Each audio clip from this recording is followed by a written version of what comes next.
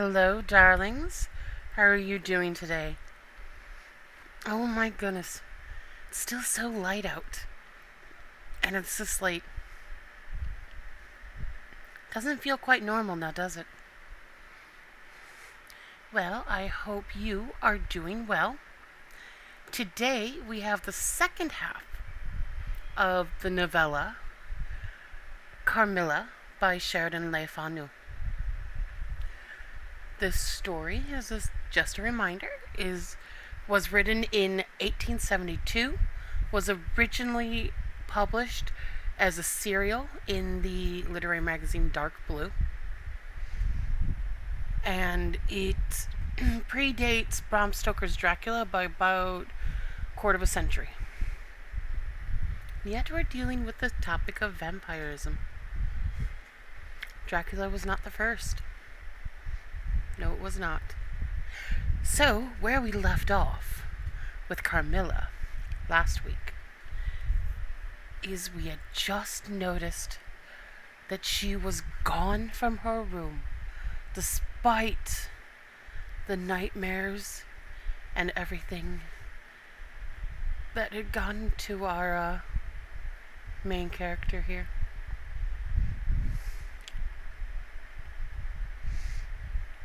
And as we left off, the very last lines.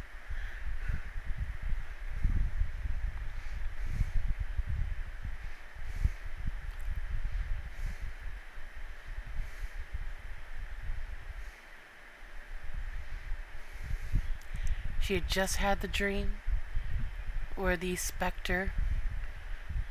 voice of the specter said, "Your mother warns you to beware of the assassin."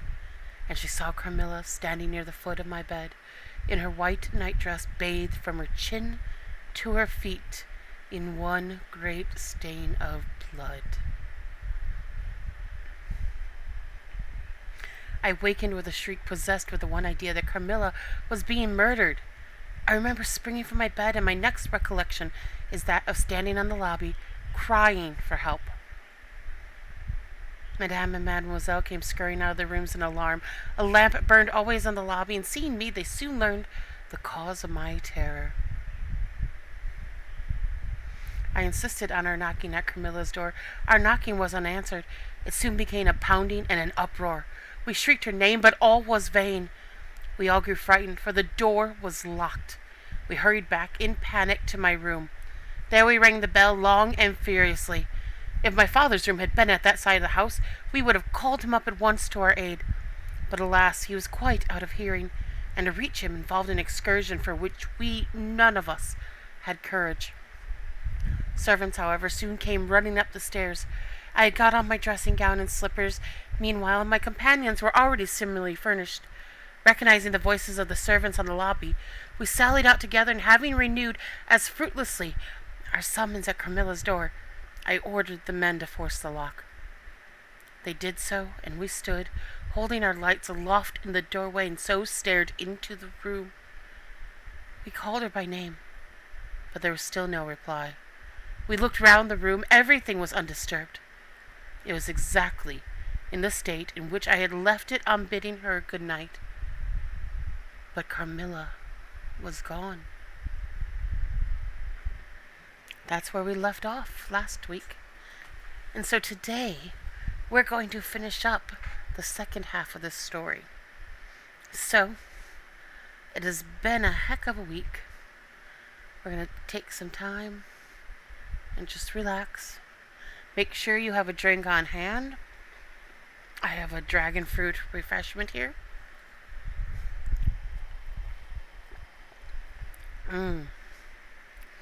Yum. Maybe you want a tea or a hot toddy? Hot chocolate or iced tea? We won't tell the Brits on you. But it is quite refreshing. So make sure you go have your drink, and we're ready to go.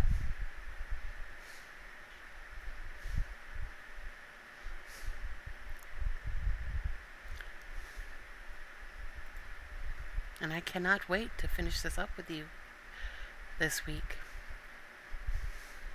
It is a wonderful story. and I've been having so much fun with it. And it is fun when you realize this was written in 1872. There's some sensibilities about it that you would not be surprised if I had said, oh, this was written just 5 years ago. Oh, this is one of Sean McGuire's side projects. Oh, this is so-and-so's writing. Nope.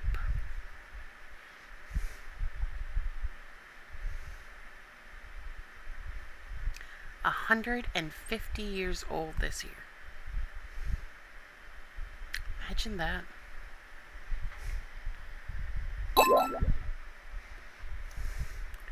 Oh, Warhouse. Thank you so much for gifting that sub to Bearju.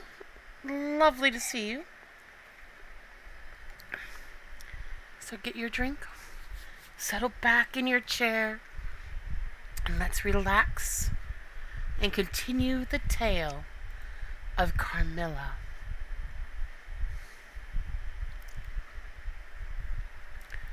Chapter 8. Search. At sight of the room perfectly undisturbed, except for our violent entrance, we began to cool a little, and soon recovered our senses sufficiently to dismiss the men. It had struck Mademoiselle that possibly Carmilla had been wakened by the uproar at the door, and in her first panic had jumped from her bed and hid herself in a press or behind a curtain, from which she could not, of course, emerge until the major domo and his myrmidons had withdrawn. We now recommenced our search, and began to call her name again. It was all to no purpose. Our perplexity and agitation increased. We examined the windows, but they were secured. I implored of Carmilla, if she had concealed herself, to play this cool trick no longer, to come out and to end our anxieties. It was all useless. I was by this time convinced that she was not in the room, nor in the dressing room, the door of which was still locked on this side. She could not have passed it. I was utterly puzzled. Had Carmilla discovered one of those secret passages which the old housekeeper said were known to exist in the Schloss, although the tradition of their exact situation had been lost?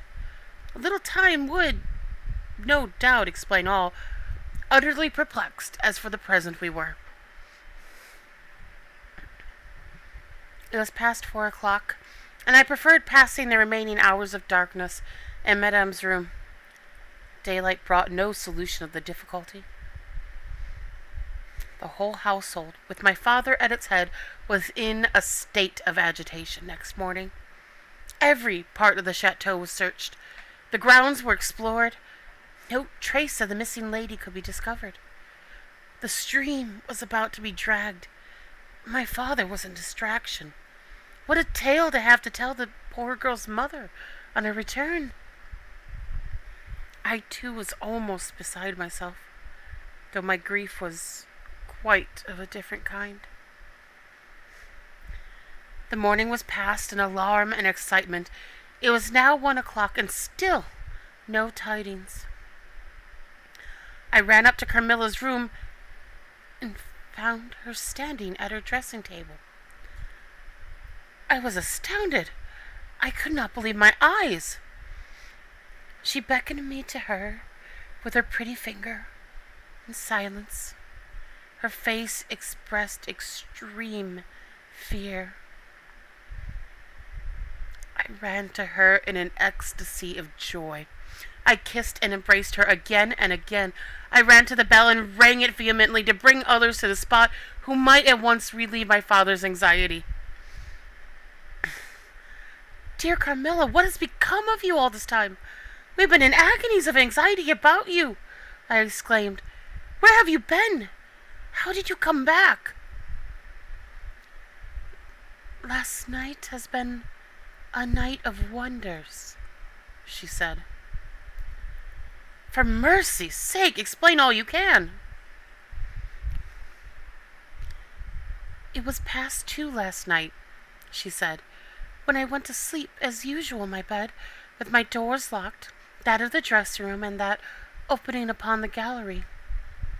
My sleep was uninterrupted and, so far as I know, dreamless. But I woke just now on the sofa in the dressing room there, and I found the door between the rooms open and the other door forced.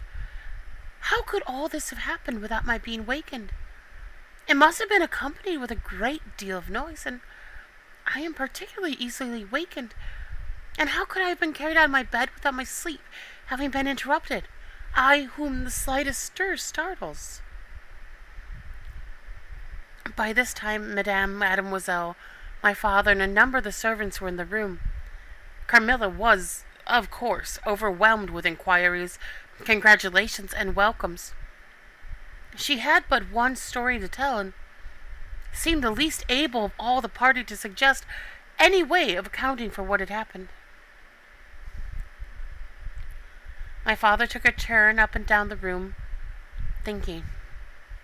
I saw Carmilla's eye follow him for a moment with a sly, dark glance. When my father had sent the servants away, Mademoiselle, having gone in search of a little bottle of valerian and Savital, and there being no one now in the room with Carmilla except my father, Madame, and myself, he came to her thoughtfully, took her hand very kindly, led her to the sofa, and sat down beside her. Will you forgive me, my dear, if I ask a conjecture and ask a question?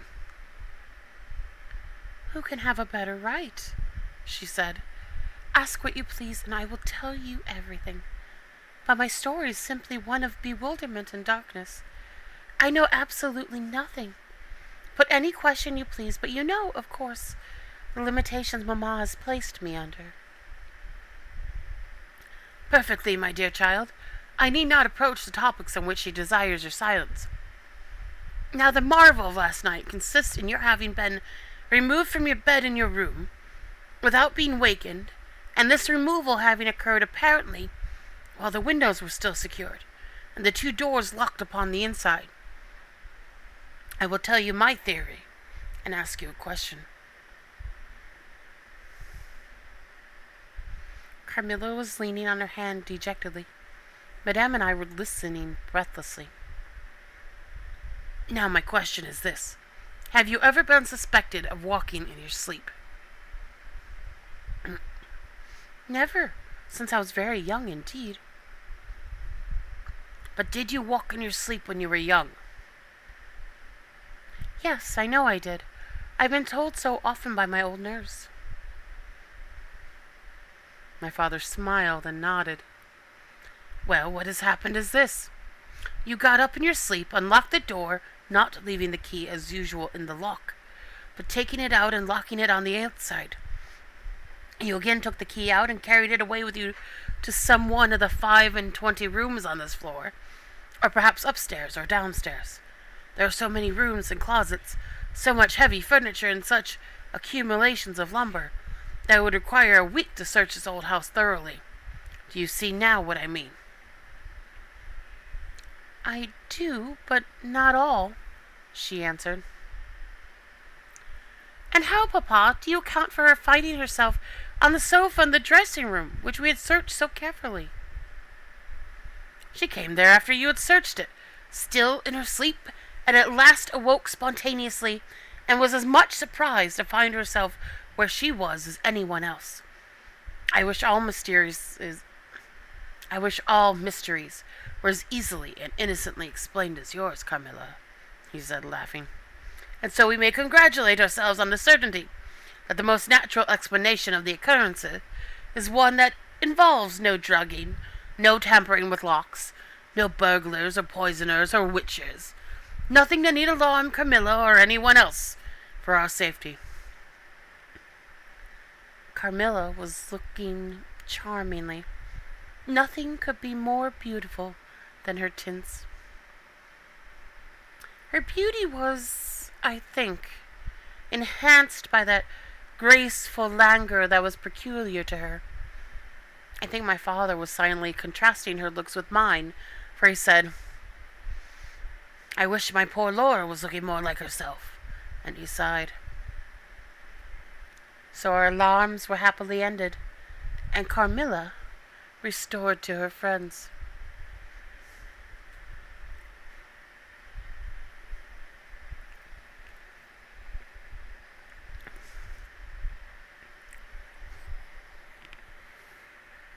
Chapter 9. The Doctor.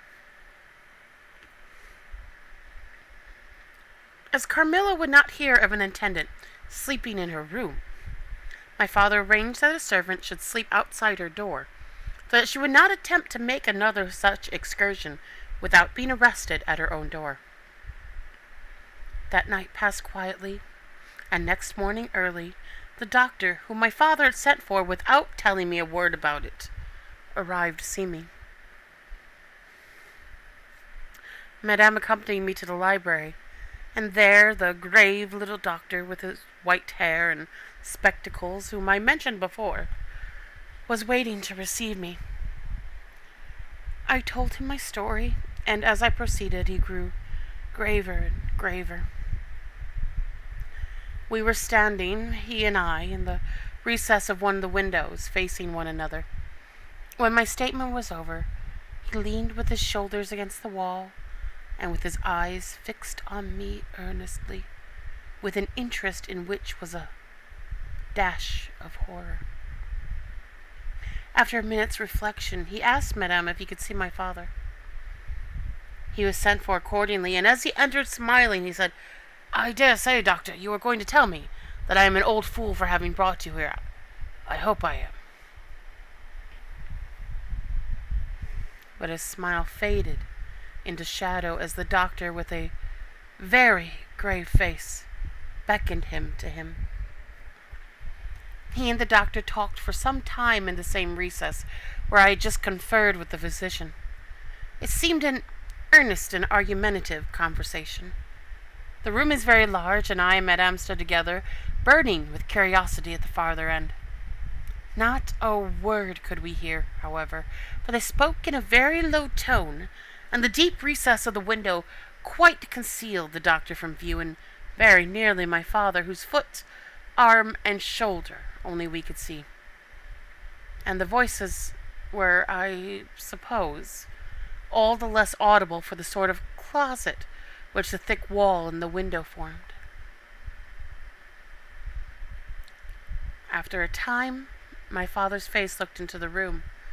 It was pale, thoughtful, and, I fancied, agitated. "Laura, dear, come here for a moment. Madame, we shan't trouble you. The doctor says at present." Accordingly, I approached, for the first time a little alarmed, for although I felt very weak, I did not feel ill, and strength, one always fancies, is a thing that may be picked up when we please. My father held out his hand to me as I drew near, but he was looking at the doctor, and he said, "It certainly is very odd. I don't understand it quite. Laura, come here, dear. Now attend to Dr. Spielsberg and recollect yourself."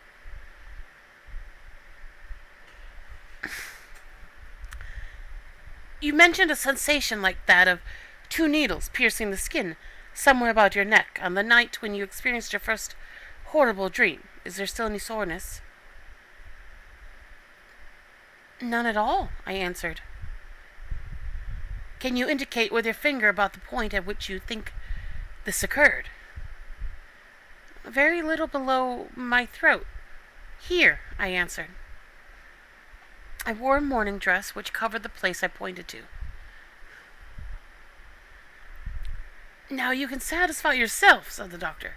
"You won't mind your papa's lowering your dress a very little. It is necessary to detect a symptom of the complaint under which you have been suffering." I acquiesced. It was only an inch or two below the edge of my collar. "God bless me, so it is," exclaimed my father, growing pale. "You see it now with your own eyes," said the doctor, with a gloomy triumph. "What is it?" I exclaimed, beginning to be frightened. "Nothing, my dear lady, but a small blue spot about the size of the tip of your finger. And now," he continued, turning to Papa, "the question is, what is best to be done?"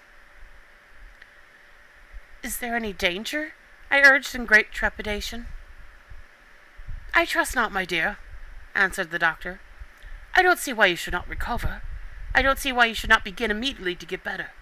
That is the point at which the sense of strangulation begins. Yes, I answered, and recollect as well as you can.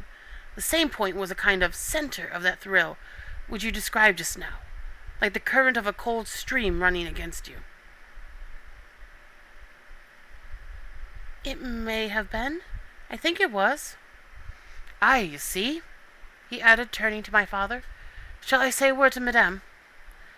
Certainly, said my father. He called Madame to him and said, I find my young friend here far from well. It won't be of any great consequence, I hope, but it will be necessary that some steps be taken, which I'll explain by and by. But in the meantime, Madame, you will be so good as to not let Miss Laura be alone for one moment. That is the only direction I need give for the present. It is indispensable. We may rely upon your kindness, Madame, I know, added my father. Madame satisfied him eagerly. And you, dear Laura, I know you observe the doctor's direction.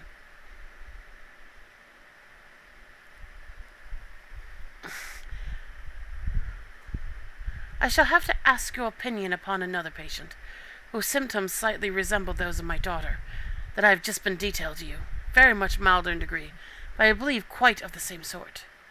She is a young lady, our guest, but as you say you will be passing this way again this evening, you can't do better than take your supper here, and you can then see her. She does not come down till the afternoon. I thank you, said the doctor. I shall be with you then at about 7 this evening. And then they repeated their directions to me and to Madame, and with this parting charge my father left us and walked out with the doctor, and I saw them pacing together up and down between the road and the moat on the grassy platform in front of the castle, evidently absorbed in earnest conversation. The doctor did not return. I saw him mount his horse there, take his leave, and ride away eastward through the forest. Nearly at the same time, I saw the man arrive from Dranfield with the letters, and dismount and hand the bag to my father. In the meantime, Madame and I were both busy, lost in conjecture as to the reasons of the singular and earnest direction which the doctor and my father had concurred in imposing. Madame, as she afterwards told me, was afraid the doctor apprehended a sudden seizure, and that without prompt assistance I would either lose my life in a fit, or at least be seriously hurt. The interpretation did not strike me, and I fancied, perhaps luckily for my nerves, that the arrangement was prescribed simply to secure a companion who prevented my taking too much exercise, or eating unripe fruit, or doing any of the 50 foolish things to which young people are supposed to be prone. About half an hour after my father came in, he had a letter in his hand, and said, This letter had been delayed. It is from General Spielsdorf. He might have been here yesterday. He may not come till tomorrow, or he may be here today. He put the open letter into my hand, but he did not look pleased, as he used when a guest, especially one so much loved as the General, was coming. On the contrary, he looked as if he wished him at the bottom of the Red Sea. There was plainly something on his mind which he did not choose to divulge. Papa, darling, will you tell me this? Said I, suddenly laying my hand on his arm and looking, I am sure, imploringly in his face. Perhaps, he answered, smoothing my hair caressingly over my eyes. Does the doctor think me very ill? No, dear. He thinks that the right steps are taken. You will be quite well again, at least on the high road to complete recovery in a day or two, he answered a little dryly. I wish our good friend, the General, had chosen any other time, that is. I wish you had been perfectly well to receive him. But do tell me, Papa, I insisted. "What does he think is the matter with me?" "Nothing. You must not plague me with questions," he answered, with more irritation than I ever remember him to have displayed before, and seeing that I looked wounded, I suppose, he kissed me and added, "You shall know all about it in a day or two. That is all that I know. In the meantime, you are not to trouble your head about it." He turned and left the room, but came back before I had done wondering and puzzling over the oddity of all this. It was merely to say that he was going to Constantine, and had ordered the carriage to be ready at 12, and that I and Madame should accompany him. He was going to see the priest who lived near those picturesque grounds upon business, and as Carmilla had never seen them, she could follow when she came down with Mademoiselle, who would bring materials for what you call a picnic, which might be laid for us in the ruined castle. At 12 o'clock, accordingly, I was ready, and not long after, my father, Madame, and I set out upon our projected drive. Passing the drawbridge, we turned to the right and followed the road over the steep Gothic bridge westward to reach the deserted village and ruined castle of Constantine. No sylvan drive can be fancied prettier. The ground breaks into gentle hills and hollows, all clothed with beautiful wood, totally destitute of the comparative formality which artificial planting and early culture and pruning impart.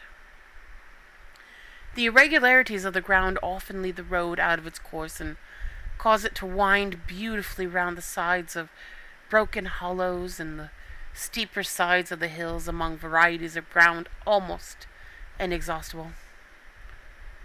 Turning one of these points, we suddenly encountered our old friend the General, riding towards us, attended by a mounted servant. His portmanteau were following in a hired wagon, such as we term a cart. The General dismounted as we pulled up, and after the usual greetings, was easily persuaded to accept the vacant seat in the carriage and send his horse on with his servant to the Schloss.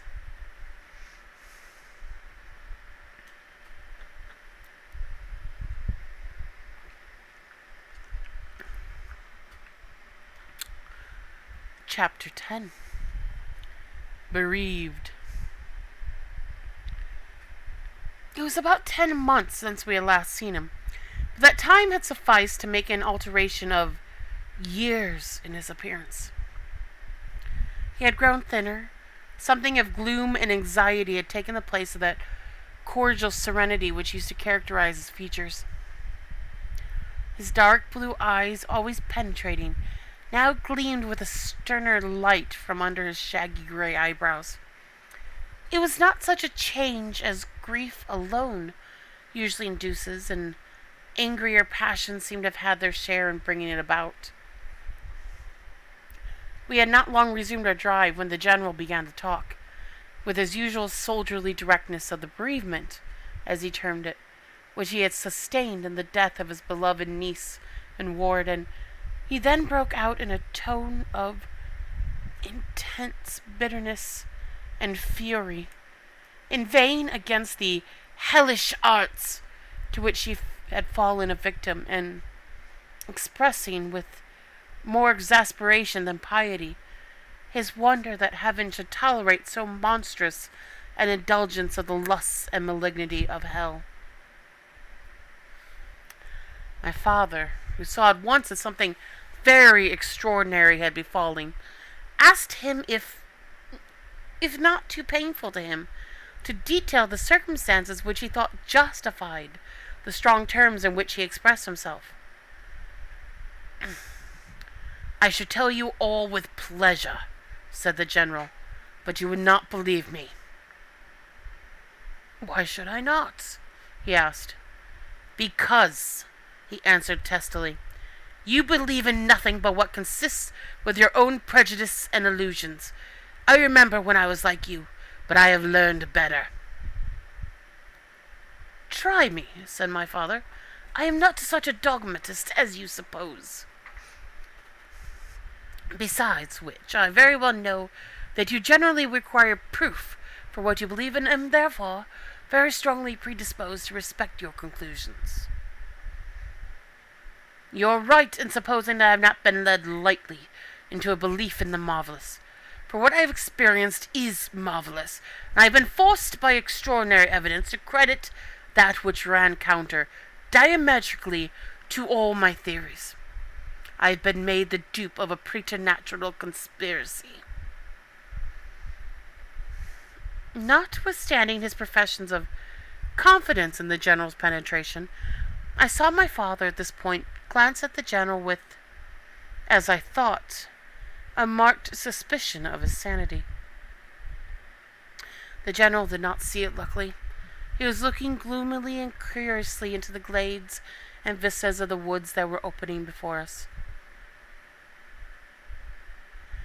"You are going to the ruins of Constantine," he said. "Yes, it is a lucky coincidence. Do you know I was going to ask you to bring me there to inspect them? I have a special object in exploring. There's a ruined chapel, ain't there, with a great many tombs of that extinct family." "So there are. Highly interesting," said my father. "I hope you are thinking of claiming the title and estates." My father said this gaily, but the general did not recollect the laugh, or even the smile, which courtesy exacts for a friend's joke.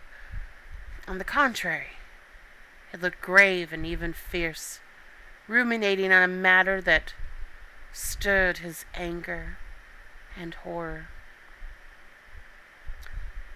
"Something very different," he said gruffly. "I mean to unearth some of those fine people. I hope by God's blessing to accomplish a pious sacrilege here, which will relieve our earth of certain monsters and enable honest people to sleep in their beds without being assailed by murderers. I have strange things to tell you, my dear friend, such as I myself would have scouted as incredible a few months since." My father looked at him again, but this time not with a glance of suspicion, but with an eye rather of keen intelligence and alarm. "The house of Constantine," he said, "has been long extinct, 100 years at least. My dear wife was maternally descended from the Constantines, but the name and title have long ceased to exist. The castle is a ruin. The very village is deserted. It is 50 years since the smoke of a chimney was seen there, not a roof left." "Quite true. I have heard a great deal about that since I last saw you. A great deal that will astonish you. But I had better relate everything in the order in which it occurred," said the general. "You saw my dear ward, my child I may call her. No creature could have been more beautiful, and only 3 months ago none more blooming." "Yes, poor thing. When I saw her last she certainly was quite lovely," said my father. "I was grieved and shocked more than I can tell you, my dear friend. I knew what a blow it was to you." He took the general's hand and they exchanged a kind pressure. Tears gathered in the old soldier's eyes. He did not seek to conceal them. He said, "We have been very old friends. I knew you would feel for me, childless as I am.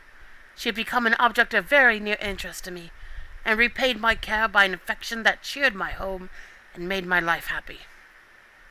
That is all gone. The years that remain to me on earth may not be very long, but by God's mercy I hope to accomplish a service to mankind before I die, and to subserve the vengeance of heaven upon the fiends who have murdered my poor child in the spring of her hopes and beauty."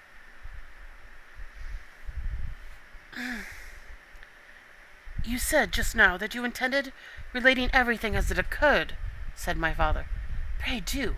I assure you that it is not mere curiosity that prompts me."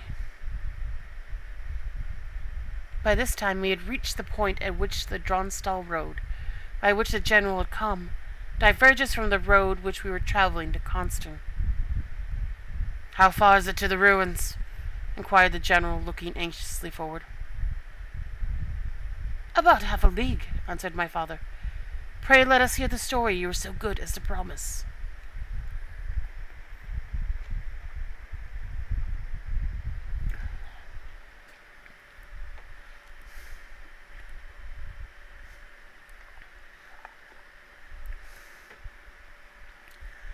Chapter 11. The Story. "With all my heart," said the general, with an effort, and after a short pause in which to arrange his subject, he commenced one of the strangest narratives I ever heard. "My dear child was looking forward with great pleasure to the visit you had been so good as to arrange for her to your charming daughter." Here he made me a gallant but melancholy bow. "In the meantime, we had an invitation to my old friend the Count Carlsfeld, whose schloss is about 6 leagues to the other side of Constantine. It was to attend the series of fetes which, you will remember, were given by him in honor of his illustrious visitor, the Grand Duke Charles." "Yes, and very splendid, I believe they were," said my father. "Princely. But then his hospitalities are quite regal. He has Aladdin's lamp. The night from which my sorrow dates was devoted to a magnificent masquerade. The grounds were thrown open, the trees hung with colored lamps. There was such a display of fireworks as Paris itself had never witnessed. And such music. Music, you know, is my weakness. Such ravishing music. The finest instrumental band, perhaps, in the world, and the finest singers who could be collected from all the great operas in Europe. As you wandered through these fantastically illuminated grounds, the moonlighted chateau throwing a rosy light from its long rows of windows, you would suddenly hear these ravishing voices stealing from the silence of some grove or rising from boats upon the lake. I felt myself, as I looked and listened, carried back into the romance and poetry of my early youth.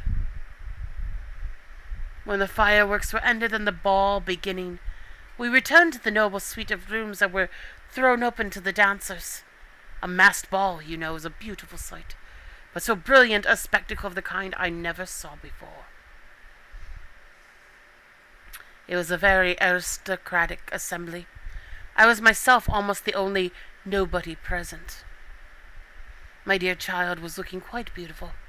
She wore no mask. Her excitement and delight added an unspeakable charm to her features. Always lovely.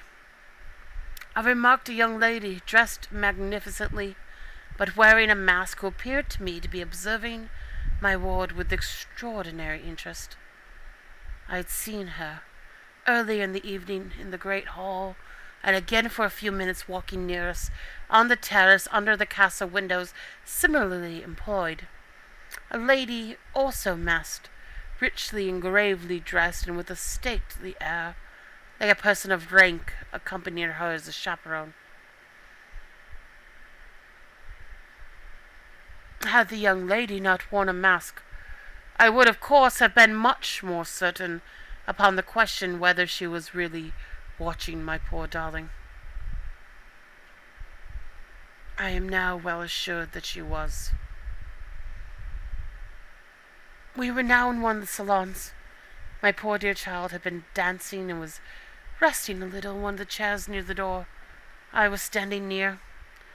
The 2 ladies I have mentioned had approached, and the younger took the chair next to my ward, while her companion stood beside me and, for a little time, addressed herself in a low tone to her charge.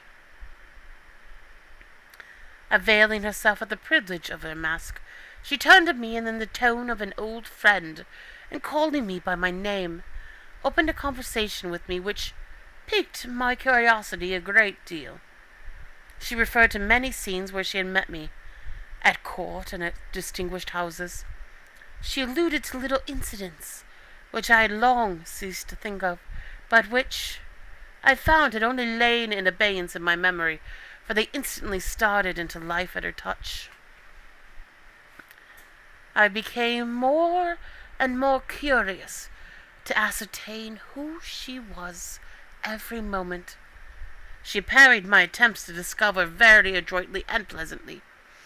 The knowledge she showed of many passages of my life seemed to me all but unaccountable, and she appeared to take a not unnatural pleasure in foiling my curiosity and in seeing me flounder in my eager perplexity from one conjecture to another.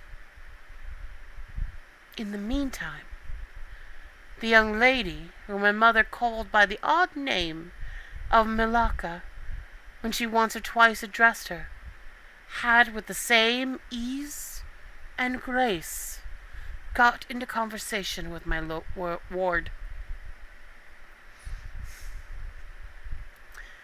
She introduced herself by saying that her mother was a very old acquaintance of mine. She spoke of the agreeable audacity which a mask rendered practicable. She talked like a friend.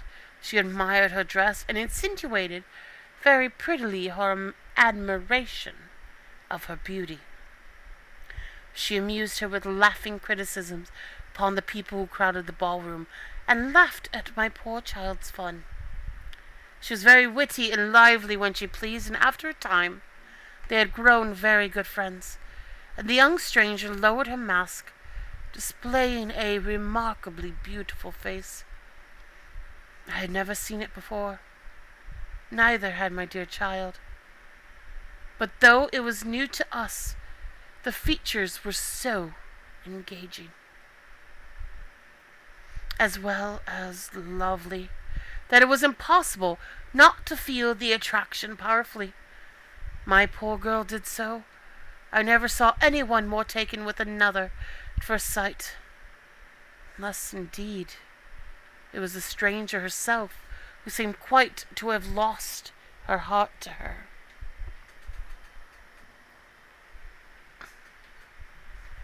In the meantime, availing myself of the license of a masquerade, I put not a few questions to the elder lady. "You have puzzled me utterly," I said, laughing. "Is that not enough? Won't you now consent to stand on equal terms, and do me the kindness to remove your mask?"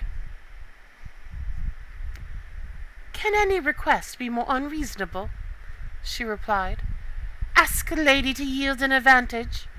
Beside, how do you know you should recognize me? Years make changes."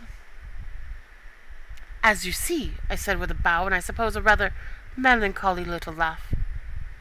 "As philosophers tell us," she said. "And how do you know that a sight of my face would help you?" "I should take chance for that," I answered. "It is vain trying to make yourself out an old woman. Your figure betrays you." "Years, nevertheless, have passed since I saw you. Rather since you saw me, for that is what I am considering. Milaka there is my daughter. I cannot then be young, even in the opinion of people whom time has taught to be indulgent, and I may not like to be compared with what you remember me."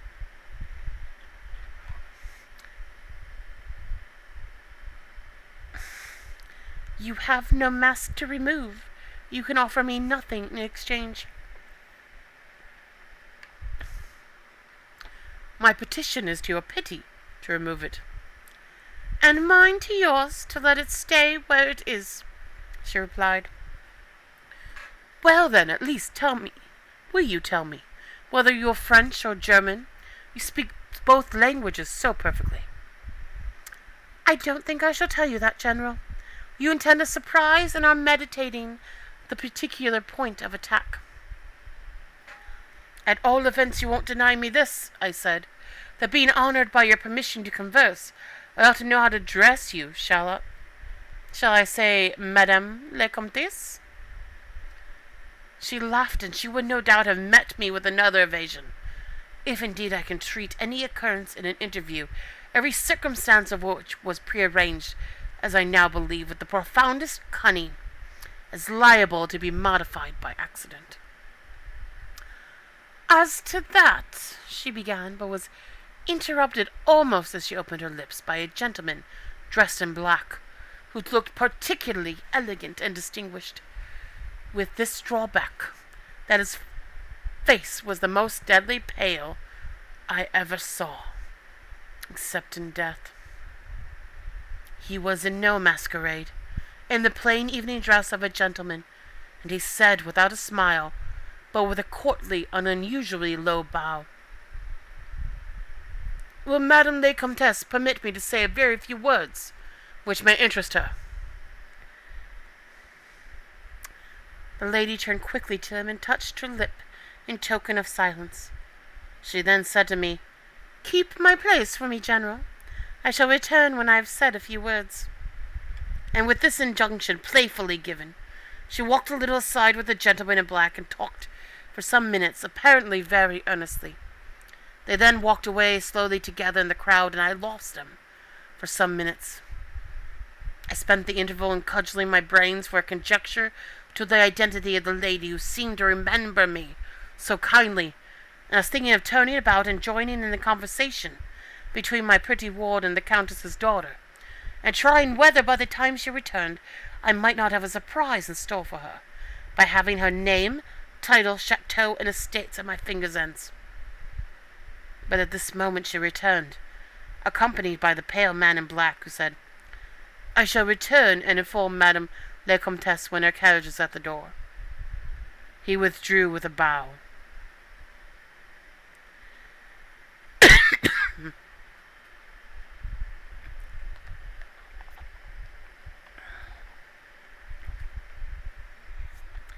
Hello everyone, glad you could join us as we're finishing up the second half of Carmilla.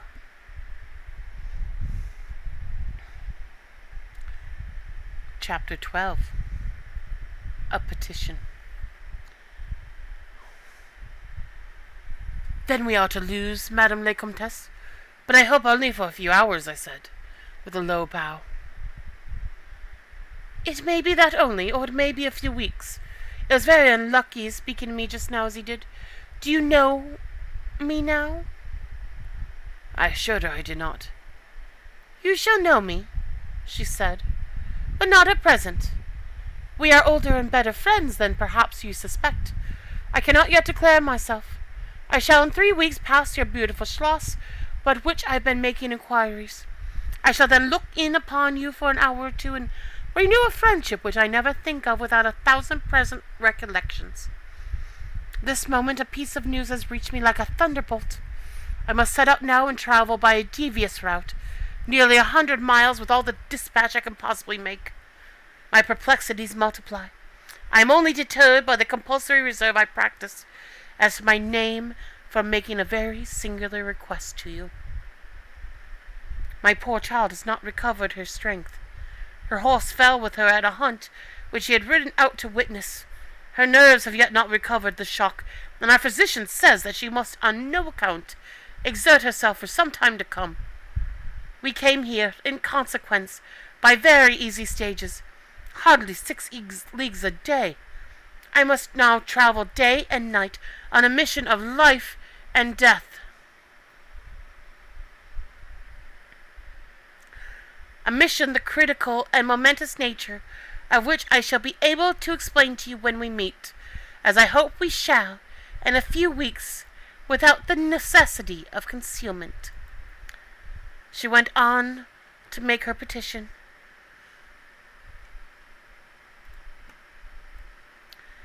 And it was in the tone of a person from whom such a request amounted to conferring rather than seeking a favor.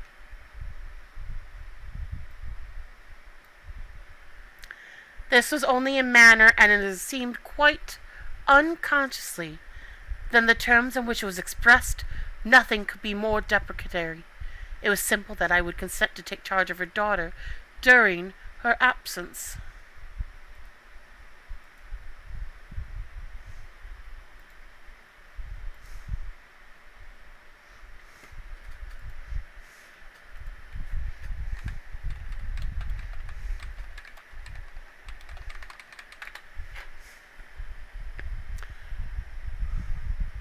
This was, all things considered, a strange, not to say an audacious request.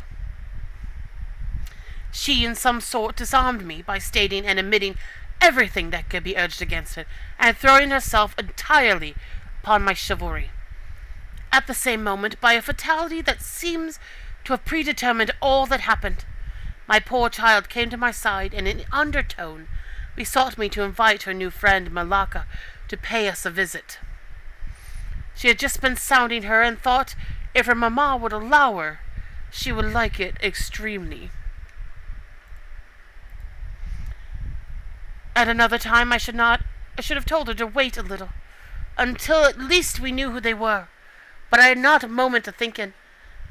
The two ladies assailed me together, and I must confess the refined and beautiful face of the young lady, about which there was something extremely engaging, as well as the elegance and fire of high birth, determined me and quite overpowered.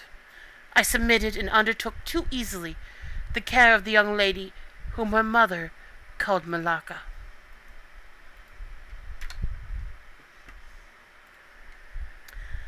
The Countess beckoned to her daughter, who listened with grave attention while she told her, in general terms, how suddenly and peremptorily she had been summoned, and also one of the arrangements she had made for her under my care, adding that I was one of her earliest and most valued friends. I made, of course, such speeches as the case seemed to call for, and found myself on reflection in a position which I did not half like. The gentleman in black returned, and very ceremoniously conducted the lady from the room. The demeanour of this gentleman was such as to impress me with the conviction that the Countess was a lady of very much more importance than her modest title alone might have led me to assume. Her last charge to me was that no attempt was to be made to learn more about her than I might have already guessed until her return. Our distinguished host, whose guest she was, knew her reasons. "But here," she said, "neither I nor my daughter could safely remain for more than a day. I removed my mask imprudently for a moment about an hour ago, and too late I fancied you saw me. So I resolved to seek an opportunity of talking a little to you. Had I found that you had seen me, I would have thrown myself on your high sense of honor to keep my secret some weeks. As it is, I am satisfied that you do not see me. But if you now suspect, or on reflection should suspect, who I am, I commit myself, in like manner, entirely to your honor. My daughter will observe the same secrecy, and I well know that you will from time to time remind her, lest she should thoughtlessly disclose it." She whispered a few words to her daughter, kissed her heartily twice, and went away accompanied by the pale gentleman in black, and disappeared in the crowd. "In the next room," said Malacca, "there is a window that looks upon the hall door. I would like to see the last of Mamma, and to kiss my hand to her." We assented, of course, and accompanied her to the window. We looked out and saw a handsome old-fashioned carriage, with a troop of couriers and footmen. We saw the slim figure of the pale gentleman in black, as he held a thick velvet cloak and placed it about her shoulders, and threw the hood over her head. She nodded to him and just touched his hands with hers. He bowed low repeatedly as the door closed and the carriage began to move. "She is gone," said Malacca with a sigh. "She is gone," I repeated to myself for the first time, in the hurried moments that had elapsed since my consent, reflecting upon the folly of my act. "She did not look up," said the young lady plaintively. "The Countess had taken off her mask, perhaps, and did not care to show her face," I said, "and she could not know that you were in the window." She sighed and looked in my face. She was so beautiful that I relented. I was sorry I had for a moment repented of my hospitality, and I determined to make her amends for the unavowed churlishness of my reception. The young lady, replacing her mask, joined my ward in persuading me to return to the grounds, where the concert was soon to be renewed.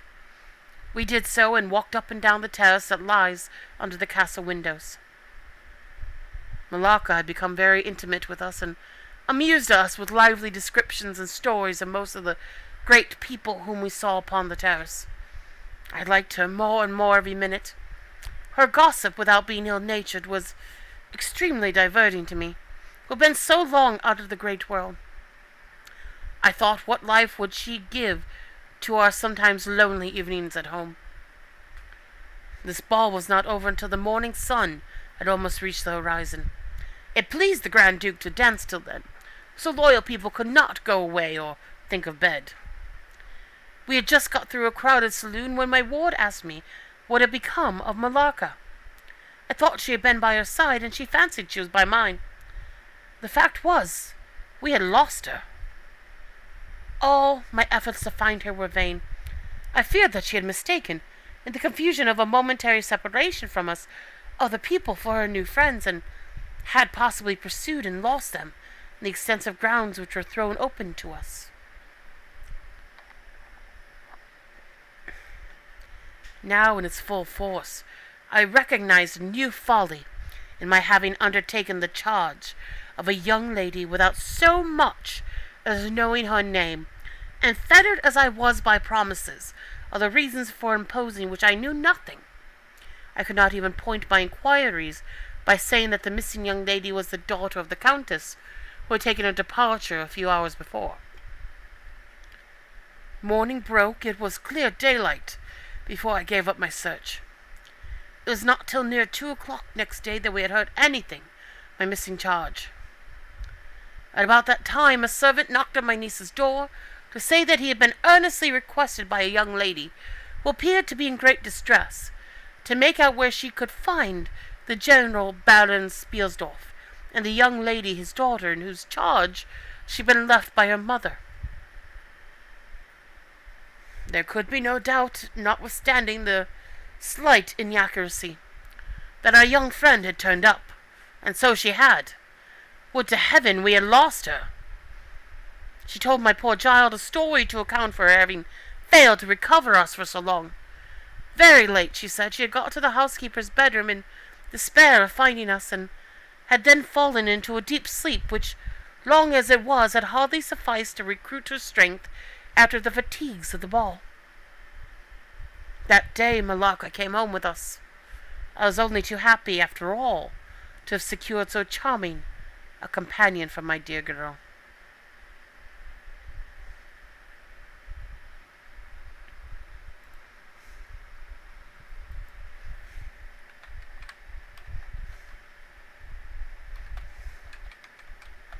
The plot thickens.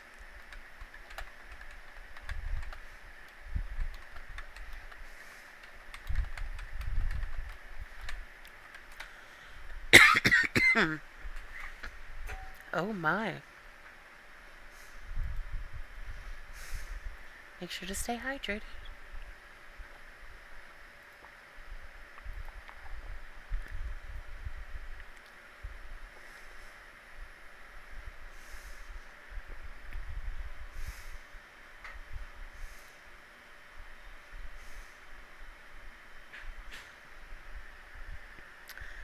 Chapter 13.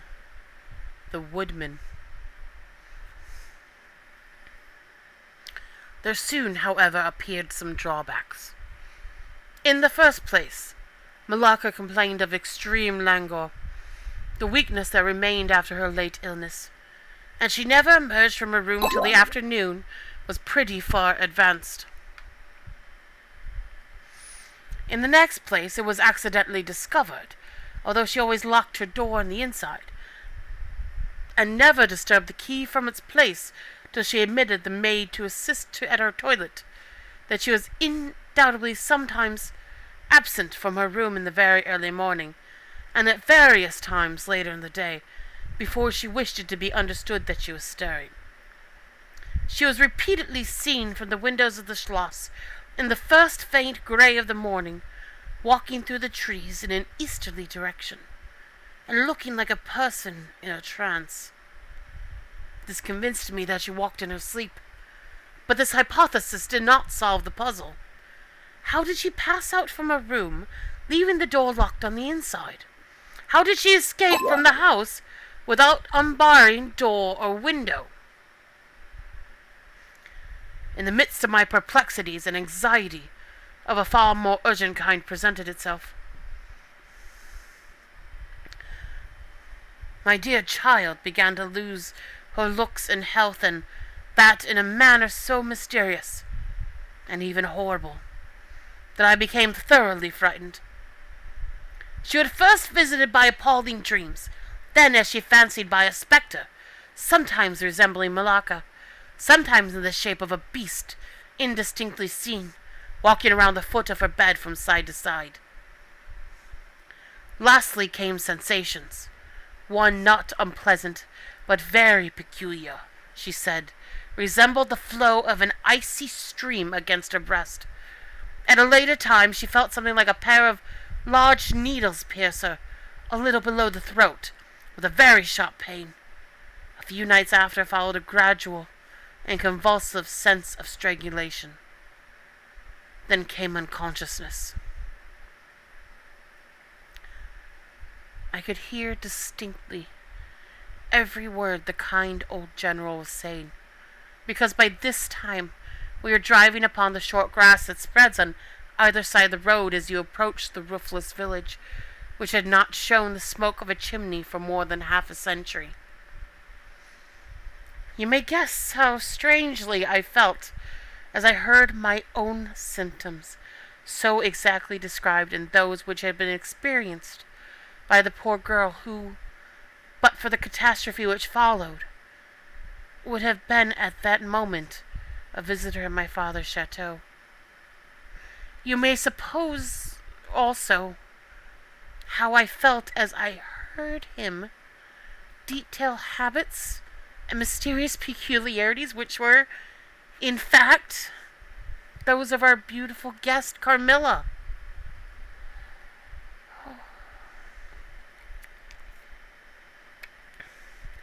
A vista opened in the forest. We are on a sudden under the chimneys and gables of the ruined village, and the towers and battlements of the dismantled castle, round which gigantic trees are grouped, overhung us from a slight eminence.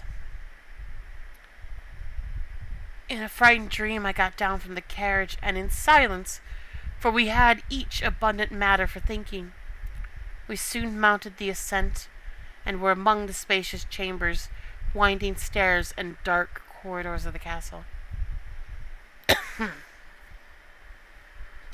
And this was once the palatial residence of the Constines, said the old general at length, as from a great window he looked out across the village and saw the wide, undulating expanse of forest.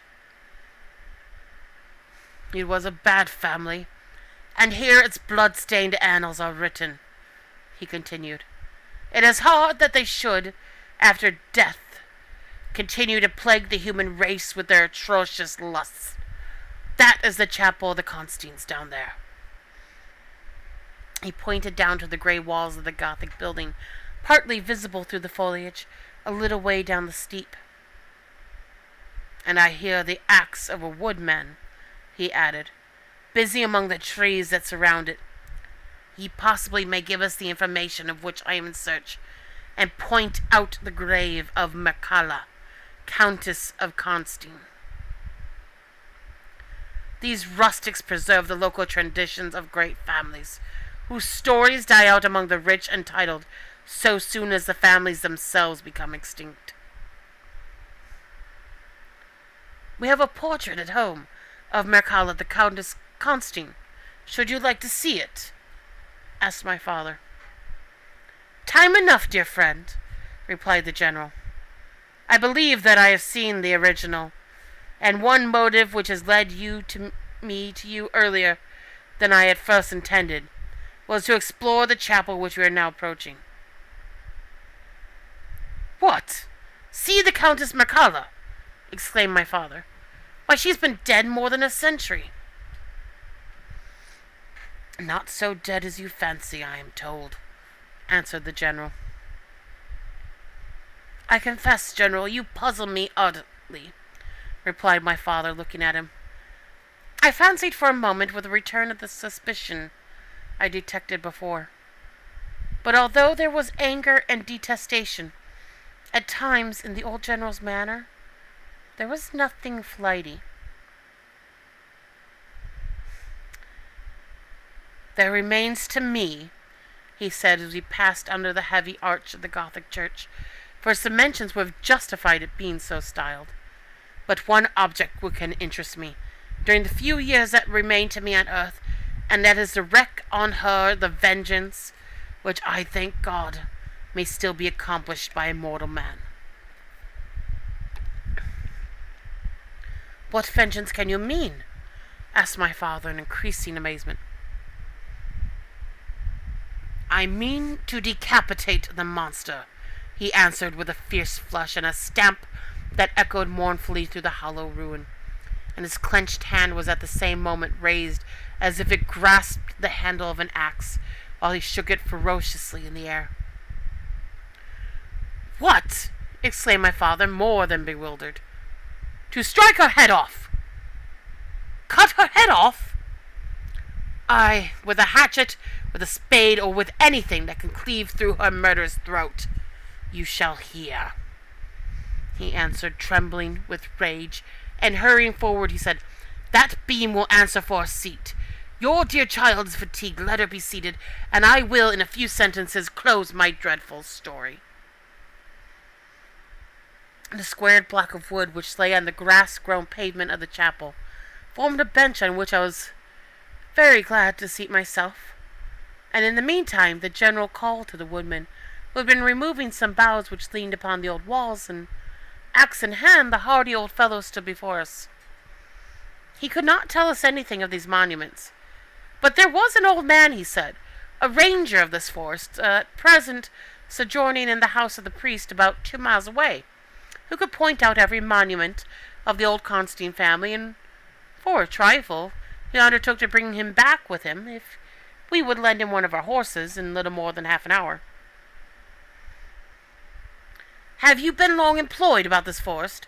Asked my father of the old man. I have been a woodman here, he asked in his patois, under the forester all my days.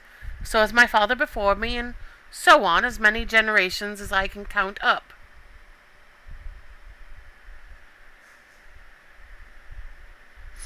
I could show you the very house in the village here in which my ancestors lived. How came the village to be so deserted? Asked the general. It was troubled by revenants, sir.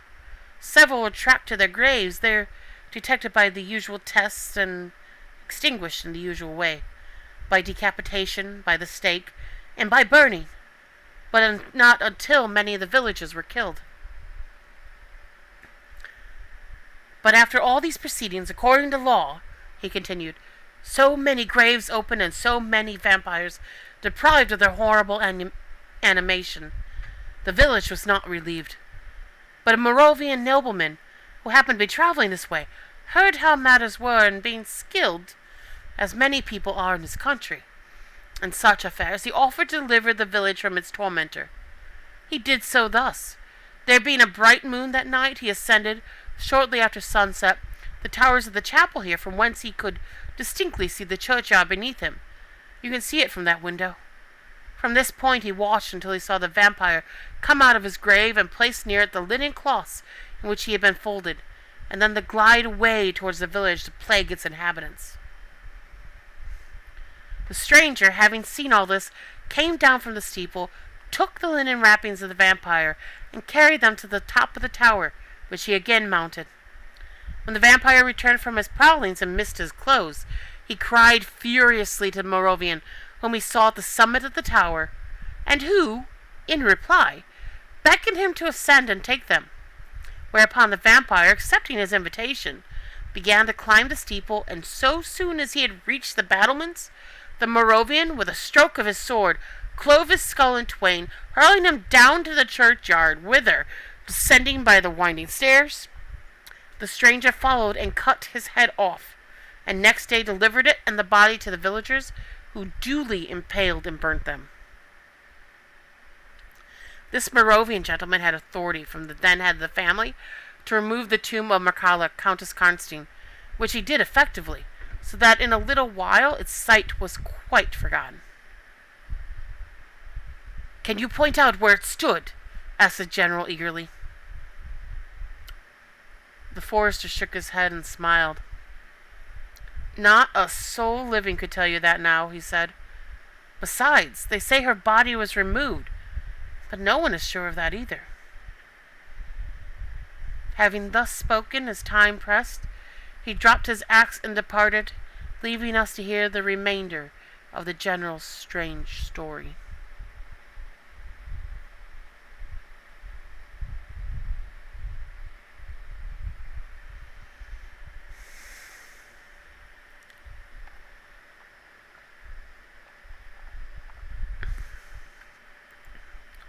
Stay hydrated.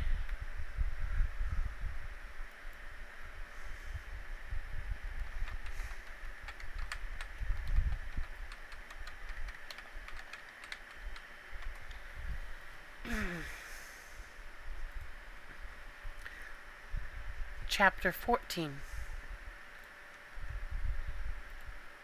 The meeting.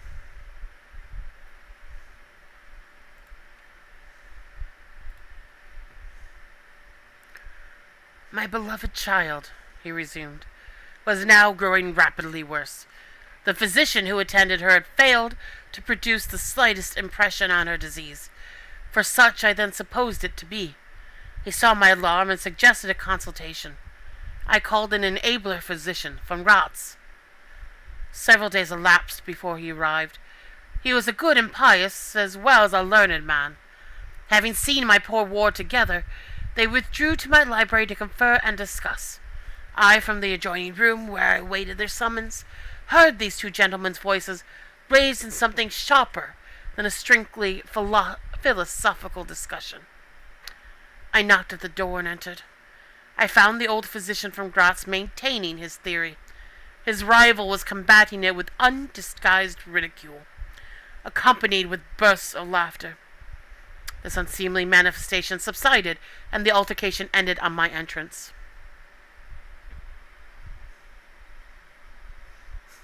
Move the tomb. Sir, said my first physician, my learned brother seems to think that you want a conjurer and not a doctor. Pardon me, said the old physician from Graz, looking displeased.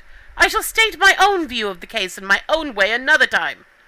I grieve, Monsieur le General, that by my skill in science I can be of no use. Before I go, I shall do myself the honor to suggest something to you. He seemed thoughtful and sat down at a table and began to write.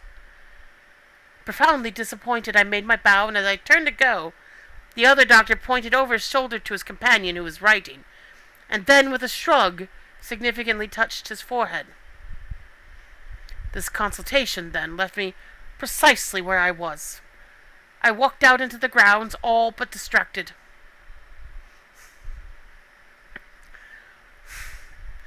The doctor from Graz in 10 or 15 minutes overtook me.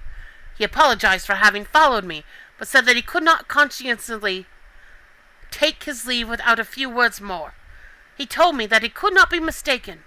No natural disease exhibited the same symptoms, and death was already very near. There remained, however, a day or possibly two of life. If the fatal seizure were at once arrested, with great care and skill, her strength might possibly return. But all hung now upon the confines of the irrevocable. One more assault might extinguish the last spark of vitality, which is every moment ready to die.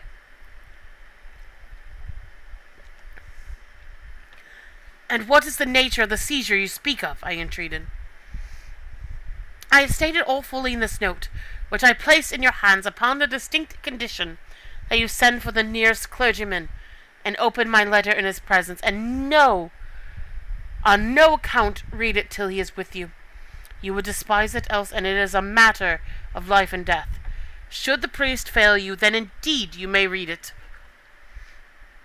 He asked me, before taking his leave finally, whether I wished to see a man curiously learned upon the very subject, which after I had read his letter would probably interest me above all others, and he urged me earnestly to invite him to visit him there, and so took his leave.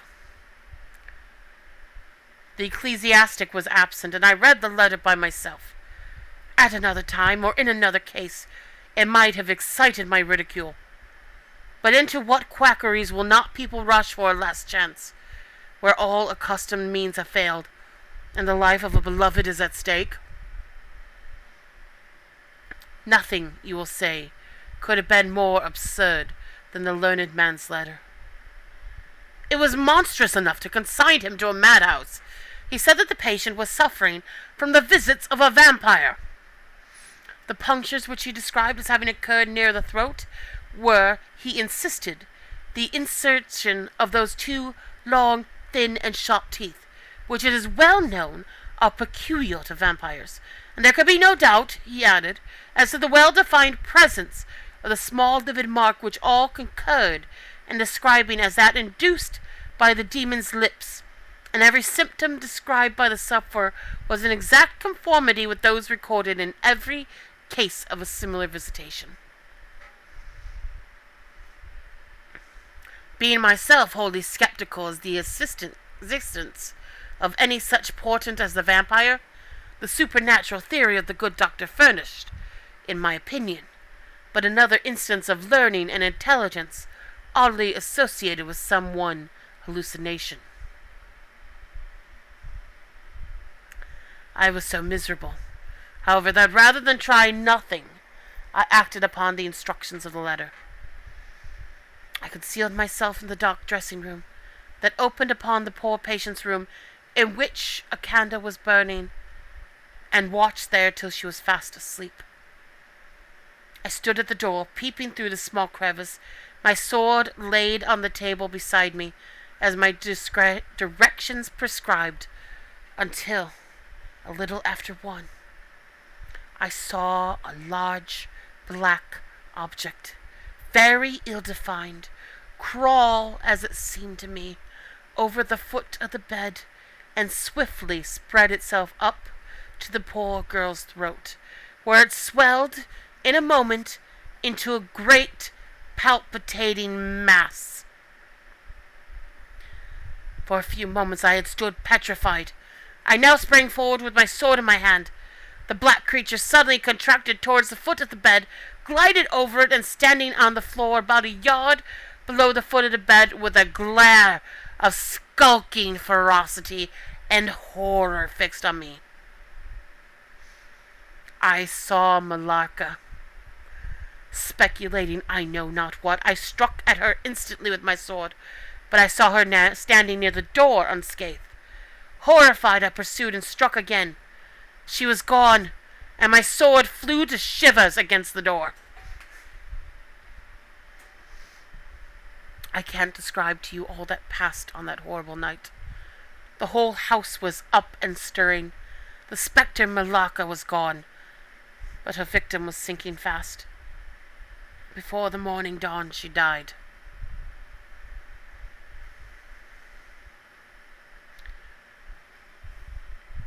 The old general was agitated. We did not speak to him. My father walked to some little distance and began reading the inscriptions on the tombstones. And thus occupied, he strolled into the door of a side chapel to prosecute his researches. The general leaned against the wall, dried his eyes, and sighed heavily. I was relieved on hearing the voices of Carmilla and Madame, who were at that moment approaching. The voices died away. In this solitude, having just listened to so strange a story, connected as it was with the great entitled dead, whose monuments were mouldering among the dust and ivy round us, and every incident of which bore so awfully upon my own mysterious case, in this haunted spot, darkened by the towering foliage that rose on every side, dense and high above its noiseless walls, a horror began to steal over me, and my heart sank as I thought that my friends were, after all, not about to enter and disturb this triste and ominous scene. The old general's eyes were fixed on the ground, as he leaned with his hand upon the basement of a shattered monument. Under a narrow arched doorway, surmounted by one of those demoniacal grotesques in which the cynical and ghastly face and fancy of old Gothic carving delights, I saw very gladly the beautiful face and figure of Carmilla enter the shadowy chapel. I was just about to rise and speak, and nodded smiling, in answer to her peculiarly engaging smile, when with a cry The old man by my side caught up the woodman's hatchet and started forward. On seeing him, a brutalized change came over her features. It was an instantaneous and horrible transformation as she made a crouching step backwards. Before I could utter a scream, he struck at her with all his force, but she dived under his blow and, unscathed, caught him in her tiny grasp by the wrist. He struggled for a moment to release his arm, but his hand opened, and the axe fell to the ground, and the girl was gone. He staggered against the wall. His gray hair stood upon his head, and a moisture shone over his face, as if he were at the point of death. The frightful scene had passed in a moment. The first thing I recollect after is Madame standing before me and impatiently repeating again and again the question, "Where is Mademoiselle Carmilla?" I answered at length, "I don't know. I can't tell. She went there." I pointed to the door through which Madame had just entered. "Only a minute or two since." "But I have been standing there, in the passage, ever since Mademoiselle Carmilla entered, and she did not return."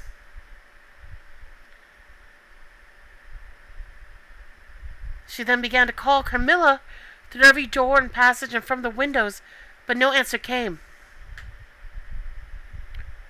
"She called herself Carmilla?" asked the general, still agitated.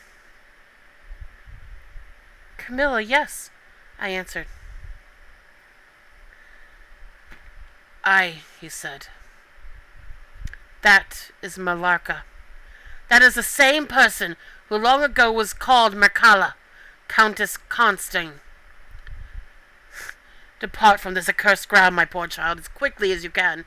Drive to the clergyman's house and stay there till we come. Be gone! May you never behold Carmilla more. You will not find her here."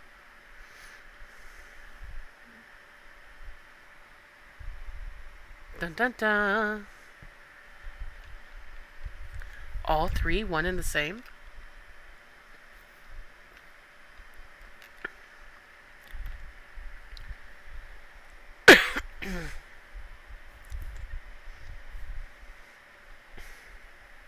Chapter 15. Ordeal and Execution. As he spoke, one of the strangest looking men I ever beheld entered the chapel at the door through which Carmilla had made her entrance and her exit. He was tall, narrow-chested, stooping, with high shoulders and dressed in black. His face was brown and dried in with deep furrows. He wore an oddly shaped hat with a broad leaf. His hair, long and grizzled, hung on his shoulders.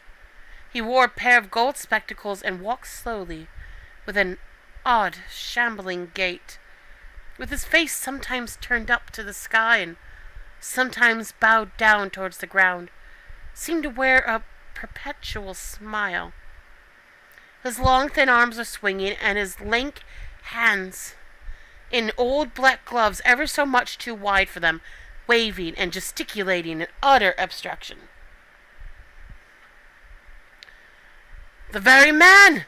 exclaimed the general, advancing with manifest delight. "My dear Baron, how happy I am to see you! I had no hope of meeting you so soon." He signed to my father, who had by this time returned, and leading the fantastic old gentleman, whom he called the Baron, to meet him. He introduced him formally, and they at once entered into earnest conversation. The stranger took a roll of paper from his pocket and spread it on the worn surface of a tomb that stood by.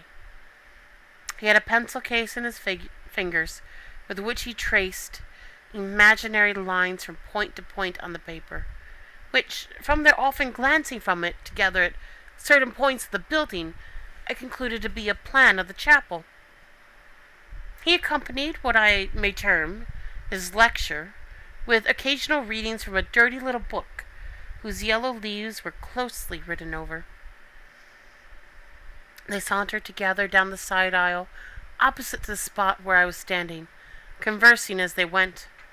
Then they began measuring distances by paces, and finally they all stood together, facing a piece of the side wall which they began to examine with great minuteness, pulling off the ivy that clung over it, and rapping the plaster with the ends of their sticks, scraping here and knocking there. At length they ascertained the existence of a broad marble tablet, with letters carved in relief upon it. With the assistance of the woodman, who soon returned, a monumental inscription and carved escutcheon were disclosed. They proved to be those of the long-lost monument of Mircalla, Countess Karnstein. The old general, though not, I fear, given to the praying mood, raised his hands and eyes to the heaven in mute thanksgiving for some moments. "Tomorrow," I heard him say, "the commissioner will be here and the inquisition will be held according to law." Then turning to the old man with the gold spectacles, whom I have described, he shook him warmly by both hands and said, "Baron, how can I thank you? How can we all thank you? You have delivered this region from a plague that has scourged its inhabitants for more than a century. The horrible enemy, thank God, is at last tracked."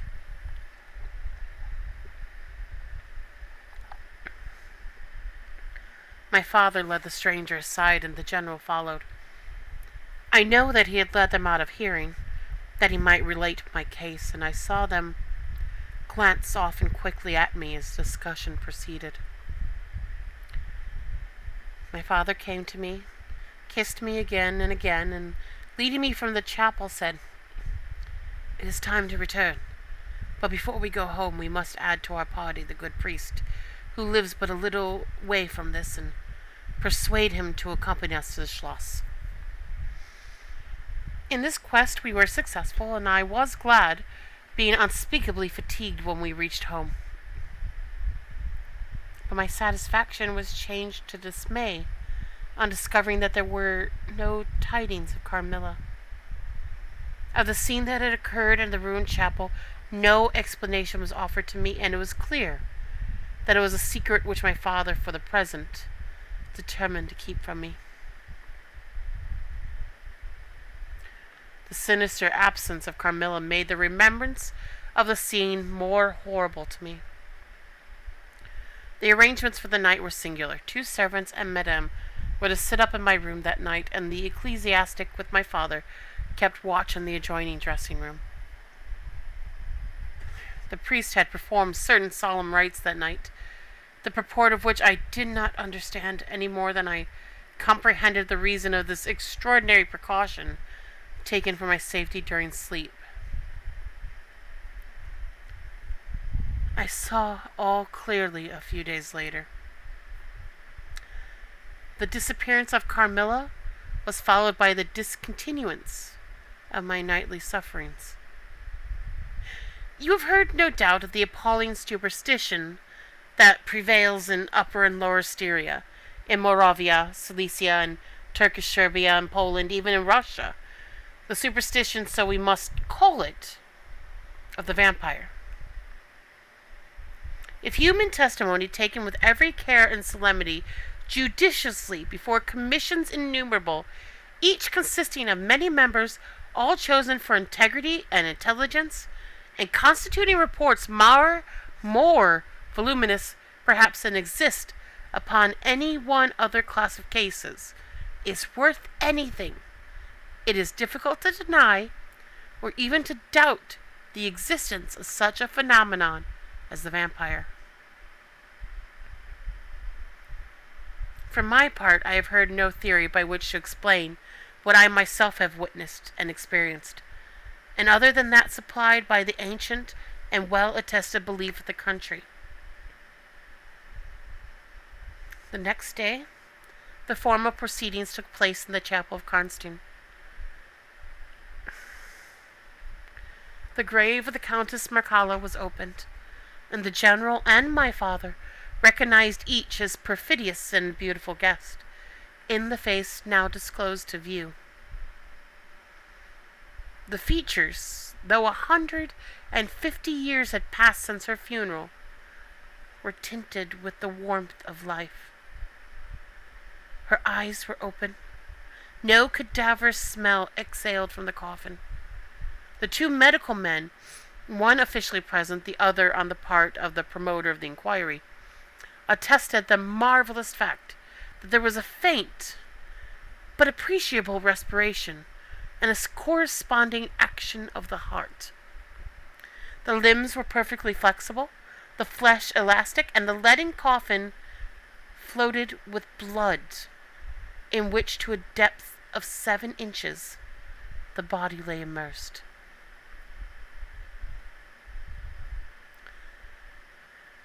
Here, then, were all the admitted signs and proofs of vampirism. The body, therefore, in accordance with the ancient practice, was raised, and a sharp stake driven through the heart of the vampire, who uttered a piercing shriek at the moment, in all respects such as might escape from a living person in the last agony. Then the head was struck off, and a torrent of blood flowed from the severed neck. The body and head was next placed on a pile of wood and reduced to ashes, which were thrown upon the river and borne away. And that territory has never since been plagued by the visits of a vampire. My father has a copy of the report of the Imperial Commission, with the signatures of all who were present at these proceedings, attached in verification of the statement.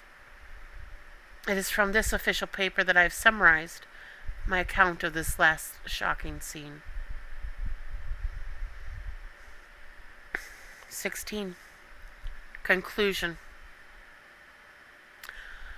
I write all this, you suppose, with composure, but far from it. I cannot think of it without agitation. Nothing but your earnest desire, so repeatedly expressed, could have induced me to sit down to a task that has unstrung my nerve for months to come, and reinduce the shadow of the unspeakable horror which, years after my deliverance, continue to make my days and nights dreadful, and solitude insupportably terrific.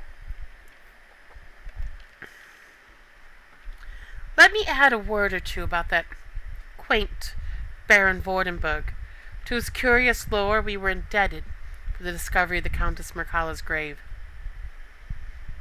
He had taken up his abode in Graz, living upon a mere pittance, which was all that remained to him of his once princely estates of his family in Upper Styria.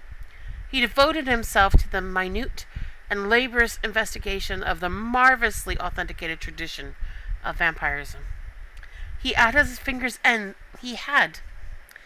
fingers' ends all the great and little works upon the subject. Magia Posthuma, Phlegon de Mirabilibus, Augustinus de Cura pro Mortius, Philosophicae et Christian Cogitanis de Vampiris, by John Christopher Herrenberg, and 1,000 others, among which I remember only a few of those which he lent to my father. He had a voluminous digest of all the judicial cases, from which he had extracted a system of principles that appear to govern, some always and others occasionally only, the condition of the vampire.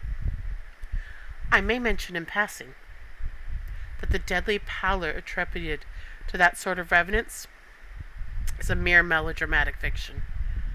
They present in the grave, and when they show themselves in human society, the appearance of healthy life. When disclosed to light in their coffins, they exhibit all the symptoms that are enumerated as those which prove the vampire life of the long-dead Countess Karnstein. How they escape from their graves and return to them for certain hours every day, without displacing the clay or leaving any trace of disturbance in the state of the coffin or the cerements, has always been admitted to be utterly inexplicable. The amphibious existence of the vampire is sustained by daily renewed slumber in the grave. Its horrible lust for living blood supplies the vigor of its waking existence. The vampire is prone to be fascinated with an engrossing vehemence resembling the passion of love by particular persons. In pursuit of these, it will exercise inexhaustible patience and stratagem, for access to a particular object may be obstructed in 100 ways. It will never desist until it has satiated its passion and drained the very life of its coveted victim. But it will, in these cases, husband and protract its murderous enjoyment with the refinement of an epicure, and heighten it by the gradual approaches of an artful courtship. In these cases, it seems to yearn for something like sympathy and consent. In ordinary ones, it goes direct to its object, overpowers with violence, and strangles and exhausts, often at a single feast. The vampire is, apparently, subject in certain situations to special conditions. In the particular instance of which I have given you a relation, Mircalla seemed to be limited to a name which, if not her real one, should at least reproduce, without the omission or addition of a single letter, those, as we say, anagrammatically, which compose it. Carmilla did this. So did Merlarca. My father related to the Baron Vordenberg, who remained with us for 2 or 3 weeks after the expulsion of Carmilla, the story about the Moravian nobleman and the vampire at the Karnstein churchyard. And then he asked the Baron how he had discovered the exact position of the long-concealed tomb of the Countess Mircalla. The Baron's grotesque features puckered up into a mysterious smile. He looked down, still smiling, on his worn spectacle case and fumbled with it. Then, looking up, he said, "I have many journals and other papers written by that remarkable man. The most curious among them is one treating of the visit of which you speak, to Karnstein. The tradition, of course, discolors and distorts a little. He might have been termed a Moravian nobleman, for he had changed his abode to that territory, and was, beside, a noble. But he was, in truth, a native of Upper Styria. It is enough to say that in very early youth he had been a passionate and favoured lover of the beautiful Mircalla, Countess Karnstein. Her early death plunged him into an inconsolable grief. It is the nature of vampires to increase and multiply, but according to an ascertained and ghostly law. Assume, at starting, a territory perfectly free from that pest. How does it begin, and how does it multiply itself? I will tell you. A person, more or less wicked, puts an end to himself. A suicide, under circumstances, becomes a vampire. That spectre visits living people in their slumbers. They die, and almost invariably in the grave develop into vampires. This happened in the case of the beautiful Mircalla, who was haunted by one of those demons. My ancestor Vordenberg, whose title I still bear, soon discovered this, and in the course of the studies to which he devoted himself, learned a great deal more. Among other things, he concluded the suspicion of vampirism would probably fall, sooner or later, upon the dead countess, who in life had been his idol. He conceived a horror, be she what she might, of her remains being profaned by the outrage of a posthumous execution.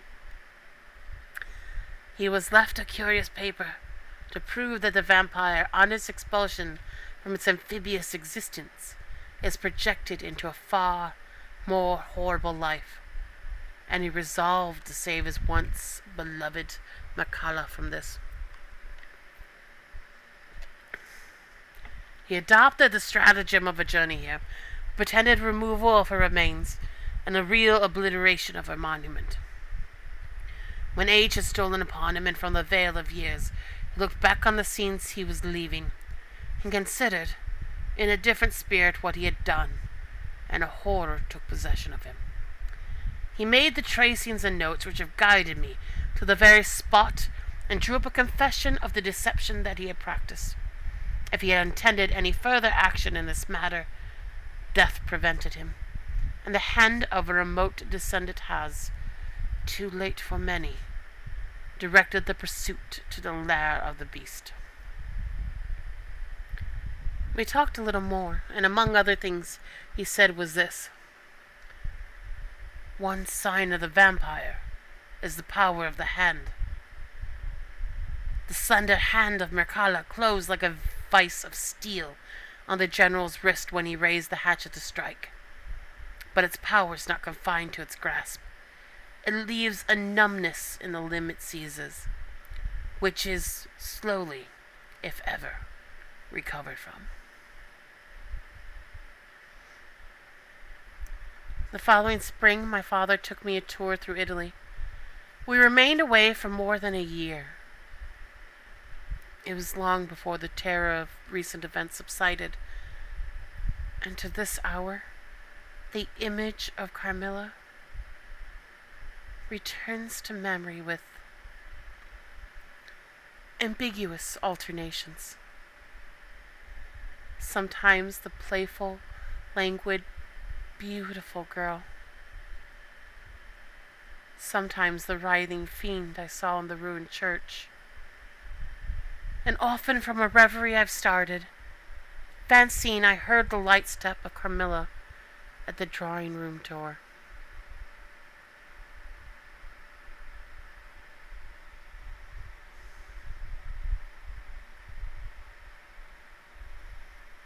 Oh my.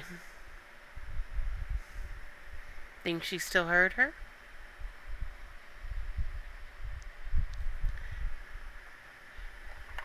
So what did you think of this story?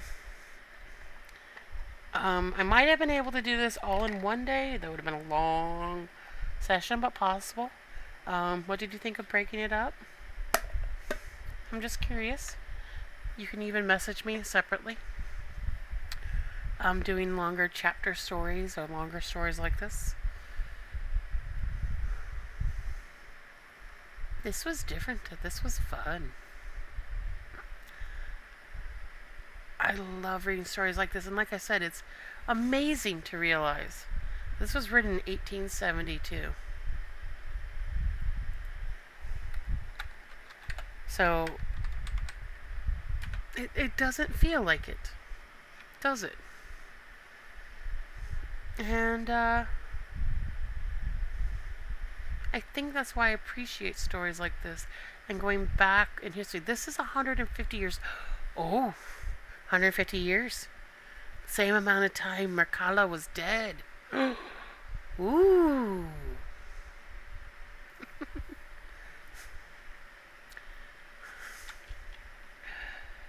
But yes, I kind of really like this story.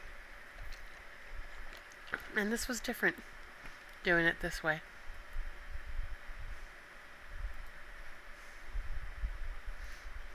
And Warhouse, thank you so much for the subbing the gifts, and thank you Disjointed Images for subbing again. It's awesome.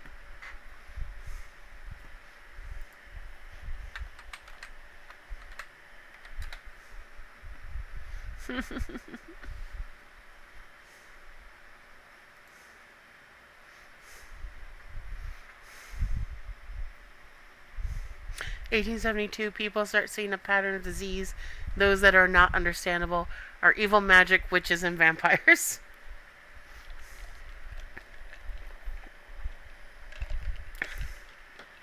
But what about the two pinpricks? Pinpricks. But who's to say vampirism isn't real?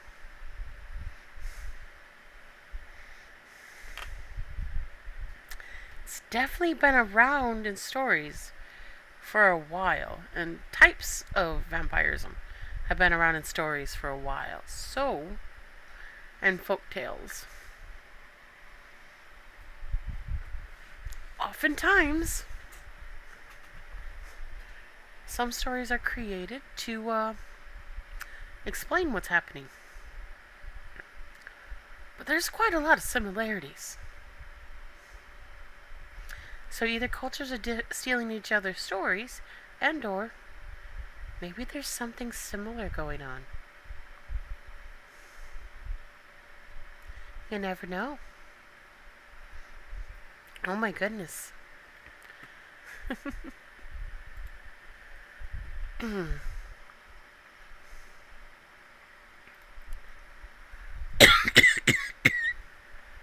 Sorry. That's why I think we're only going to do the second half of the story.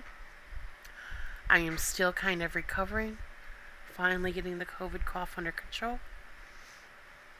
But I couldn't leave you guys hanging.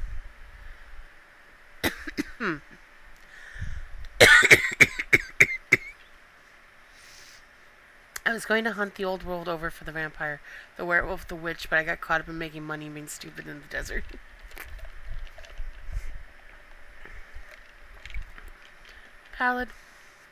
Valid. Oh. So, it's about that time of night when the cough starts coming back. And, I'm so glad I got to spend some time with you folks and get some things done.